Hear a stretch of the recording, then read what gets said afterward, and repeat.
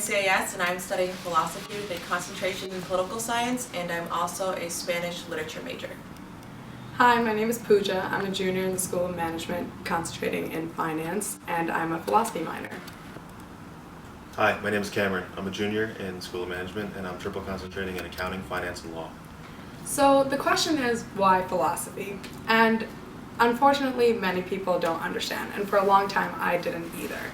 Originally, I was in SMG with the intention of studying finance and accounting, thinking that was going to make me the most ideal candidate to get jobs, to get internships, to prove to them I have the skills to do the work that they want me to do.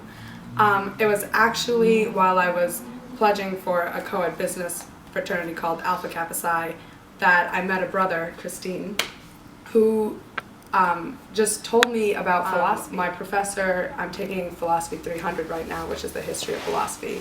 My professor is Professor Ruchnik, and he was just telling me, these are the few years you have just to enjoy learning. People don't realize that no matter what you're studying, there's some philosophy class that will coincide with it. For business students, there's logic.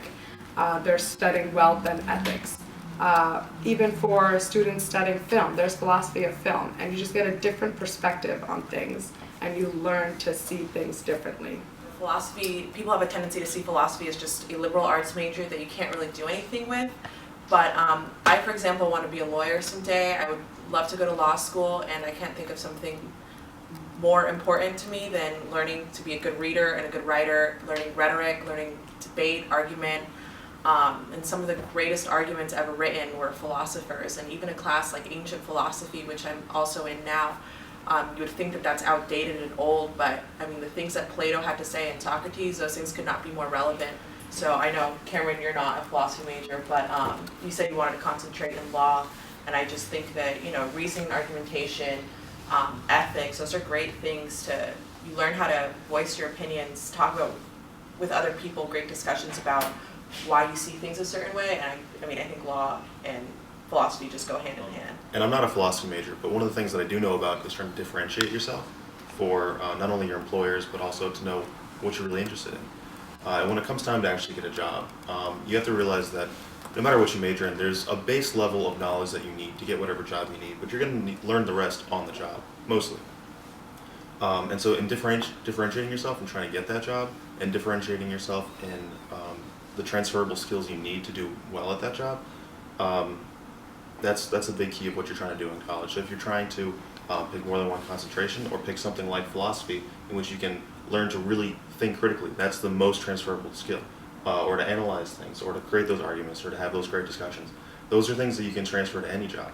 We were reading Euthyphro in our class, and Socrates had like 3 pages of such confusing sentences. Like, I was reading it again and again and again, and I couldn't understand it. And I thought to myself, well, what if I decode what Socrates is saying using math?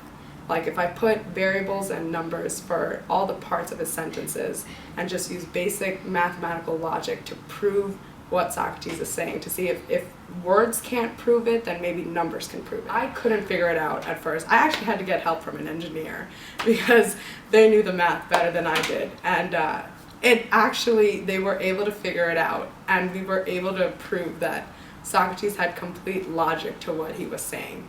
And it was just an extremely fulfilling project. BU Philosophy Department will probably have a class that you can relate to, whether it's film or CFA students and comm students and SMG philosophy students. Of sport, too. Yeah, there's philosophy of sport, anyone interested in sports or sergeant college students.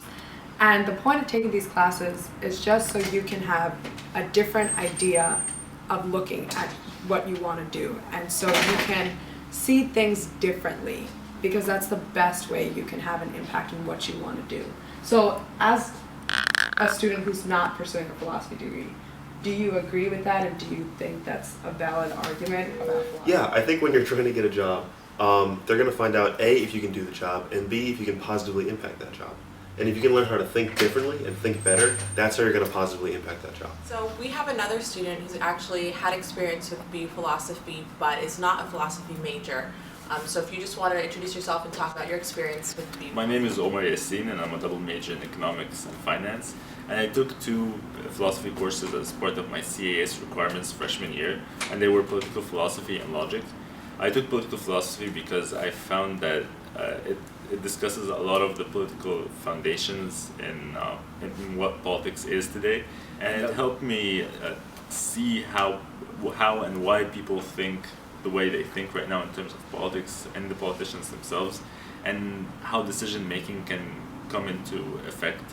And logic helped me a lot with economics as well, because you have to make deductive geometric arguments.